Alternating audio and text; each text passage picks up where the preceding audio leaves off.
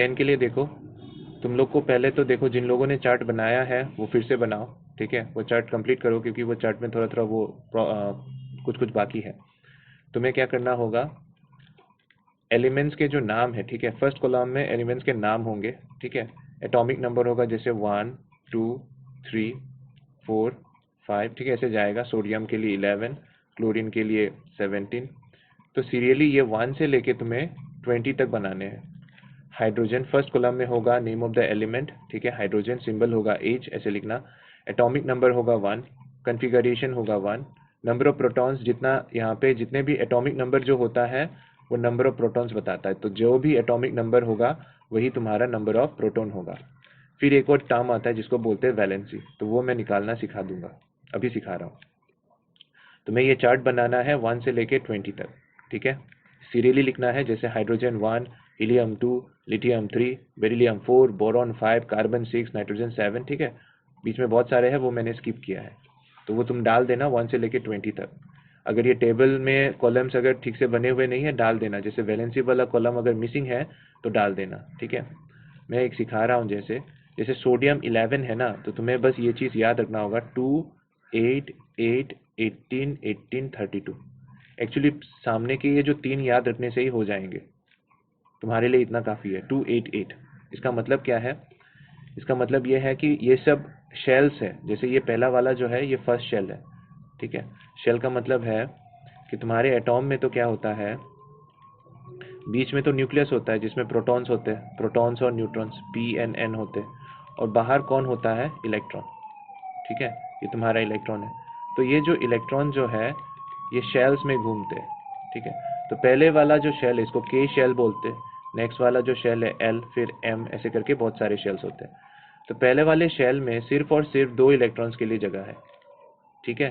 Second वाले shell में 8 electrons के लिए जगह है, 4 5 6 7 8, ठीक है। फिर नेक्स्ट वाले शेल में 8 इलेक्ट्रॉन्स के लिए जगह है, तो बस वही है। तो सोडियम में देखो 11 है, तो इसका कन्फिगरेशन कैसे होगा, पहले शेल में 8 जाएगा, फिर 8 जाएगा, फिर 1 जाएगा, ठीक है। तो इसका जो वैलेंसी जो होगा, वैलेंसी का मतलब है लास्ट वाले शेल में से वो कितना इलेक्ट्रॉन डोनेट करेगा या फिर एक्सेप्ट करेगा, ठीक है। जैसे यहाँ पे कितने सारे हैं, 1 है, तो वो क्या करेगा, वो 1 इलेक्ट्रॉन दे देगा, क्योंकि 1 इलेक्ट्रॉन देना ईजी है, इसलिए इसका जो वैलेंसी होगा वो होगा 1, ठीक है। क्लोरीन का कन्फिगरेशन कैसे होगा, 288, ठीक है, सॉरी 2887। तो देखो लास्ट वाले शेल में कितने इलेक्ट्रॉन्स है, 7, ठीक है। अगर किसी लास्ट वाले शेल में 4 से ज़्यादा अगर इलेक्ट्रॉन होता है तो हम लोग इसको 8 से माइनस कर देते हैं, तो 8 - 7 कितना होगा, 1, तो इसका वैलेंसी भी 1 है, ठीक है। जैसे एक और एग्जांपल दे देता हूँ, एल्यूमिनियम का देख लो, एल्यूमिनियम का है 13, कन्फिगरेशन होगा 283, तो ये 4 से कम है ना, तो इसका वैलेंसी 3 ही होगा, ठीक है। तो ऐसे ऐसे करके सबका लिखना है, नेट से देख के कॉपी करके लिखोगे फंसोगे, मत लिखना। और नंबर ऑफ प्रोटॉन्स क्या है, जो भी तुम्हारा एटॉमिक नंबर है वही है, सेम टू सेम, ठीक है, 2 3 ऐसे करके लिखना, कॉपी में ये उतार लेना। नेक्स्ट है तुम्हारे, तो ये पॉजिटिव, कॉमन पॉजिटिव कैटायंस और एनायंस, इन सब के नाम याद रखने हैं। जैसे हाइड्रोजन का होता है H+, सोडियम का होता है Na+, ठीक है। ऊपर जो प्लस लिखा हुआ है वो इसके चार्जेस है, जैसे H+ का मतलब है H+, ठीक है, H1+ है, मतलब चार्ज जो है वो +1+ है, ठीक है। और क्लोरीन का चार्ज कितना है, 1- है, इसका चार्ज कितना है, 2- है, ठीक है। इसका कैसा है, आयरन का कैसा है, Fe2+ है, ठीक। ये सब सीखना है, कॉपी में लिख के रखना है। दूसरा जो है वो है रिएक्टिविटी सीरीज। ये रिएक्टिविटी सीरीज जो है ये पूरा एकदम कॉपी में जैसे लिखा गया है वैसे लिखो, ठीक है। एक और बात है, यहाँ पे सब लिखने की ज़रूरत नहीं है, potassium, sodium, lithium, barium, strontium लिखने की ज़रूरत नहीं है, ठीक है। मैं बताता हूँ, यहाँ से हटा देता हूँ जो लिखने की ज़रूरत नहीं है, ठीक है, ये हटा दो।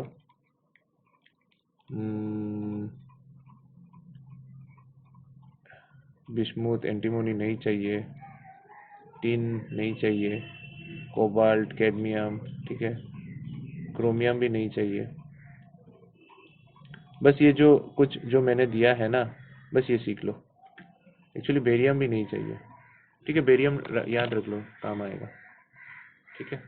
ये बुक में भी है, बुक में जो लिखा हुआ है वो लिख लेना, ठीक है। उसके बाद नेक्स्ट जो तुम लोग को होमवर्क दिया था वो था बैलेंसिंग केमिकल इक्वेशंस, ठीक है। बहुत सिंपल है ये। जैसे कि मैं यहाँ पे दिखा देता हूँ एक सिंपल सा, जैसे कि ये वाला देख लो। इसमें देखो क्या करना है, आइदर हाइड्रोजन या फिर ऑक्सीजन से शुरू करना है। तो एक तो होता है एरो के इस साइड में ये वाले दो, इनको बोलते हैं प्रोडक्ट्स, सॉरी रिएक्टेंट्स, क्योंकि इनके मिलने से ही क्या होता है, ये प्रोडक्ट्स बनते हैं। ठीक है, रिएक्शन करवाने के बाद। यानी लेफ्ट साइड में जो होते हैं वो होते हैं रिएक्टेंट्स, क्योंकि वो लोग रिएक्ट करते हैं। और राइट साइड में जो होते हैं वो होते हैं प्रोडक्ट्स। ठीक है, तो ये लोग रिएक्शन करने के बाद बनते हैं। ठीक है ना। तो रिएक्शन शुरू अगर मतलब बैलेंसिंग अगर शुरू करना है तो बेस्ट रूल क्या है, हाइड्रोजन या ऑक्सीजन से शुरू करो, क्योंकि उससे शुरू करने से कभी कभार मतलब हमेशा हो जाता है। ठीक है, और ये जो मेथड प्रोसेस जो है नॉट नेसेसरी हर बार काम करेगा। ठीक है, कभी कभार ये फ्लॉप खाता है, तो इस पे भरोसा ज़्यादा हम लोग कर नहीं सकते, लेकिन क्लास 10 के लिए हो जाएगा काम। इसमें देखो कितने हैं ऑक्सीजन, दो। ठीक है, लेफ्ट साइड में कितने हैं ऑक्सीजन, दो। और राइट साइड में कितने हैं, दो, और इधर एक, तीन। ठीक है, तो जब तुम देखते हो कि ऐसे करके दो है और इस तरफ तीन है, मतलब दो है, ऑब्वियसली दो, इस तरफ तीन है ना, यहाँ पे दो ऑक्सीजन और यहाँ पे एक और ऑक्सीजन, तीन हो गया। तो तब बैलेंसिंग करना मुश्किल हो जाता है, क्योंकि ये जो ऑक्सीजन है ये दो टुकड़ों में बट गया, इधर भी ऑक्सीजन है और इधर भी ऑक्सीजन है। तो ये वाला जो रिएक्शन है ये थोड़ा टफ है बैलेंस करना। ठीक है, तो तुम ऑक्सीजन का हेल्प नहीं ले सकते क्योंकि ये टूटा हुआ है, तो तुम कार्बन का हेल्प लो, क्योंकि देखो कार्बन यहाँ पे एक है और यहाँ पे भी एक है, ये बटा हुआ नहीं है। ठीक है, तो इससे शुरू करो। कार्बन 8 है। ठीक है, हाइड्रोजन से भी शुरू कर सकते हो। देखो हाइड्रोजन कितना है, 18 है। यहाँ पे एक हाइड्रोजन है, इधर भी एक ही हाइड्रोजन, बटा हुआ नहीं है। ठीक है ना। जैसे इसमें देखो ये वाला ऑक्सीजन यहाँ से बढ़ गया, इसमें भी ऑक्सीजन है और इधर में भी ऑक्सीजन है, तो ये वाला भी टफ है, तो ऑक्सीजन से शुरू मत करो। तो हाइड्रोजन 18 है, तो यहाँ पे कितना है हाइड्रोजन, दो। ठीक है, टू कितना जा 18 होता है, 9, 18 हो गया। तो इस तरफ कितना हो गया, 9 टू जा 18 और इधर भी 18, हाइड्रोजन बैलेंस हो गया।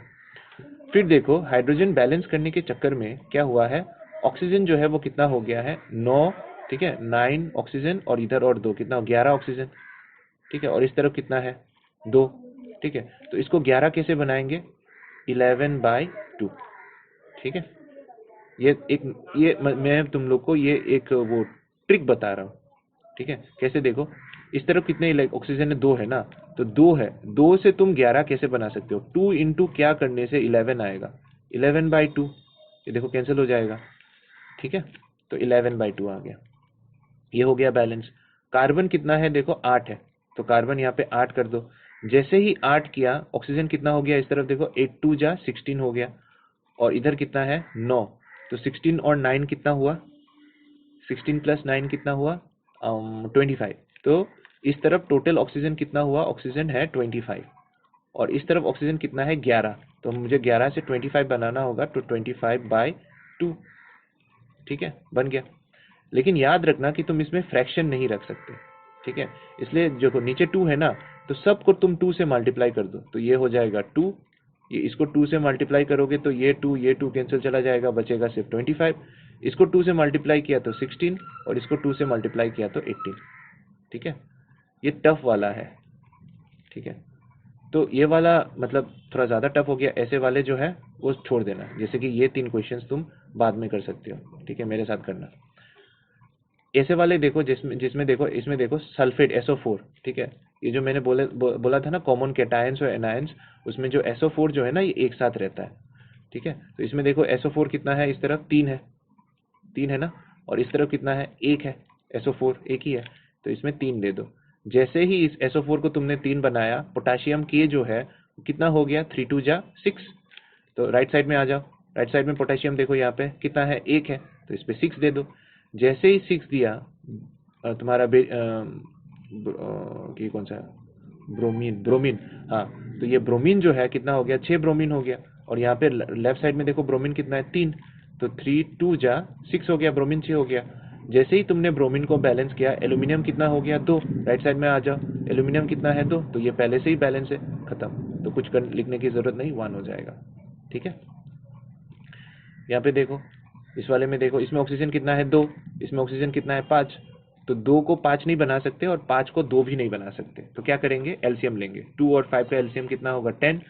तो इसको देखो 10 कैसे बनाएंगे, 5 डाल दो, और इसमें 5 या 10 कैसे बनाएंगे, 2 डाल दो। जैसे ही 2 डाला, फॉस्फोरस कितना हो गया, 4, 2 2 जा 4, तो बस यहाँ पे 4 डाल दो। ठीक है, ऐसे ऐसे करके सिंपल सिंपल वाले जो है वो तुम लोग थोड़ा ट्राई करो, देखो कौन कौन से आते हैं। ठीक है, ये वाला जो है थोड़ा वो है, क्लियर नहीं है, तो तुम लोग थोड़ा ध्यान से लिखना। ठीक है, और अगर हो जाता है तो ठीक है, नहीं होता है तो नेक्स्ट क्लास में दिखाना, लेकिन ट्राई ज़रूर करना, मुझे कॉपी दिखाना। नेक्स्ट है मैथ्स के लिए। मैथ्स के लिए तुम लोग को क्या करना है, पहले तो कॉपी में स्टार्टिंग में, ठीक है, स्टार्टिंग में यूक्लिड्स लेमा लिखना है, ये वाला जो मैंने दिया है यहाँ पे थ्योरम 1 बोल के। तो ये यूक्लिड्स लेमा क्या है, तो यूक्लिड्स लेमा जो है ये कुछ ऐसा है, तो जैसे तुमने 3 से 17 को डिवाइड किया है, 3 5 जा 15 2, तो ये जो चीज़ है सामने जो है, इसको बोलते हैं डिवीज़र, जिससे हम लोग डिवाइड करते हैं। जिसका डिवीजन हुआ है उसको बोलते हैं डिविडेंड, जिसको डिवाइड किया गया है। ऊपर जो बैठा हुआ है उसको बोलते हैं कोशेंट। ठीक है, और नीचे जो बैठा हुआ है इसको बोलते हैं रिमाइंडर। ये कॉपी में ऐसे लिख के रख लो, काम आएगा। इन चारों टर्म्स का एक रिलेशन है। ठीक है, रिलेशन क्या है, dividend is equals to, copy में लिखना ये, डिविजर इनटू कोशेंट, ठीक है, प्लस रिमाइंडर। ठीक है, ये है फॉर्मूला। तो उसी फॉर्मूला का ये रूप है, देखो ये वाला जो ए जो है ये डिविडेंड है, देखो dividend is equals to divisor into quotient plus remainder. ठीक है, और ये जो चीज़ लिखा गया है इसका क्या मतलब है, इसका मतलब ये है कि जिस चीज़ से तुम डिवाइड करते हो ना, जैसे 3 से डिवाइड कर रहे हो 17 को, तो अगर तुम 3 से डिवाइड करोगे तो तुम्हारा जो रिमाइंडर जो आएगा वो 3 से कभी भी ज़्यादा बड़ा नहीं हो सकता। आइदर वो रिमाइंडर हो सकता है, जैसे अगर तुम किसी नंबर को 5 से डिवाइड करते हो तो उसके रिमाइंडर्स क्या क्या हो सकते हैं, 5 से अगर डिवाइड करोगे तो 0 हो सकता है, 1 हो सकता है, 2 हो सकता है, 3 हो सकता है, 4 हो सकता है, 5 नहीं हो सकता, 6 7 8 तो बिल्कुल भी नहीं।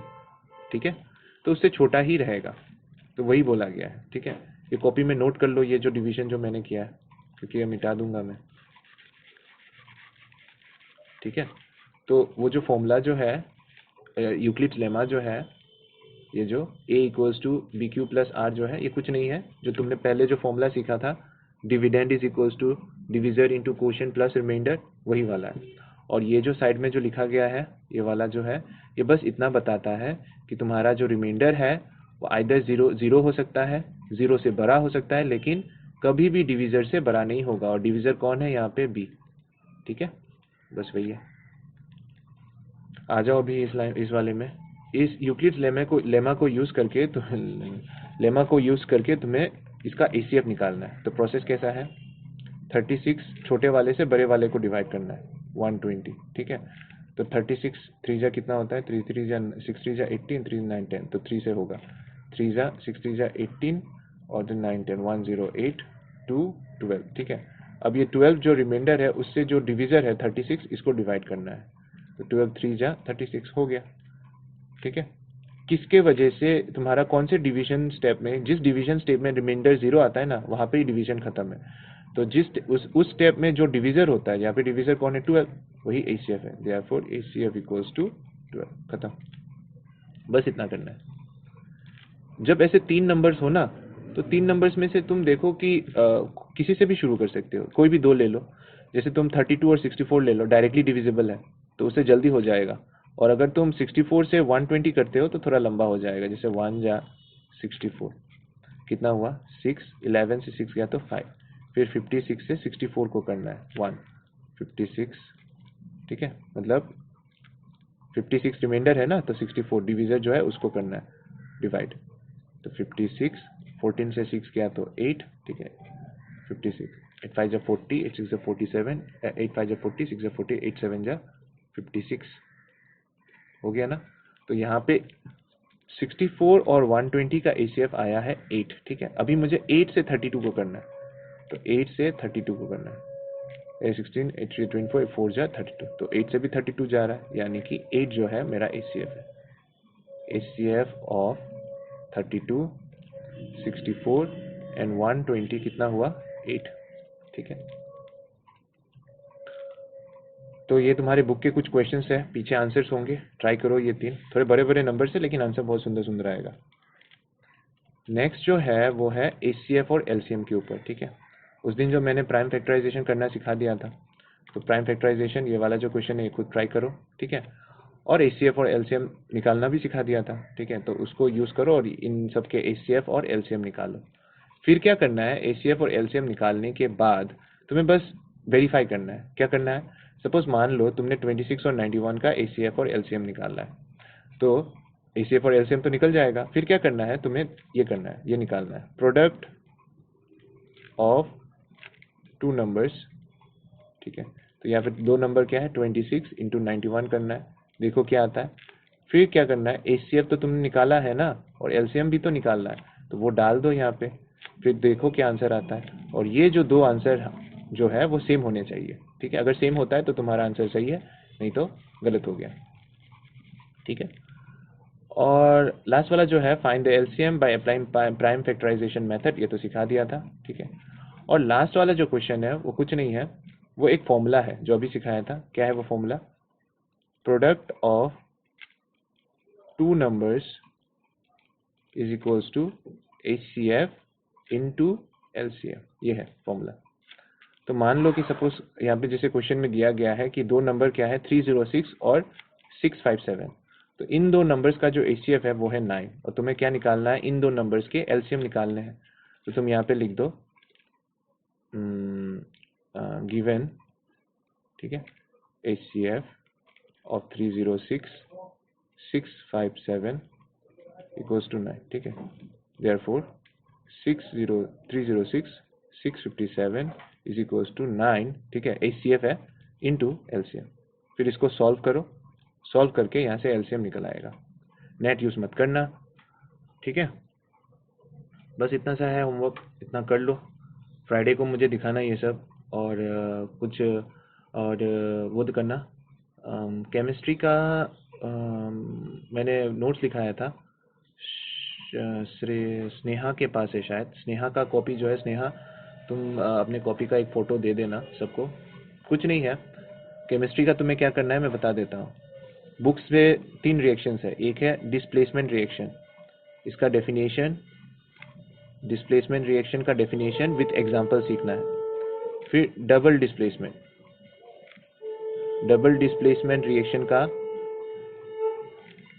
वो सीखना है, एग्जांपल के साथ इसका डेफिनेशन सीखना है, ठीक है। फिर इसके पहले ये एक्चुअली ये 3 होना चाहिए, 4 होना चाहिए। पहला होना चाहिए तुम्हारा कॉम्बिनेशन रिएक्शन, ठीक है, कॉम्बिनेशन रिएक्शन। और दूसरा जो होगा वो है डिकम्पोजिशन रिएक्शन, ठीक है। इनके डेफिनेशंस विद एग्जांपल्स सीख लेना है। दूसरा जो है वो तुम्हें लिखना है, शॉर्ट नोट लिखना है, ठीक है। शॉर्ट नोट लिखना है, नंबर 1 कोरोशन के ऊपर लिखना है, गाइड से लिखो या फिर नेट से लिखो। और दूसरा है रेंसिडिटी, इन दो के ऊपर लिखना है, और नेक्स्ट दिन मुझे बताना है, मैं पूछूंगा क्लास में इन दो का मतलब क्या है इनके रिएक्शंस, कैसे कोरोशन से बच सकते हैं, रेंसिडिटी क्या होता है, कैसे बच सकते हैं, इन सब के बारे में पूछूंगा। और इस चैप्टर से सिर्फ एक टॉपिक बचेगा जो है ऑक्सीडेशन एंड रिडक्शन बचेगा, ठीक है। तो वो नेक्स्ट क्लास में पढ़ाऊंगा। अगर तुम आगे के जितने भी टेबल्स, सिंबल्स, चार्ज, वो सब सीख के आ जाते हो, नहीं तो ये मैं नहीं पढ़ाऊंगा, ठीक है।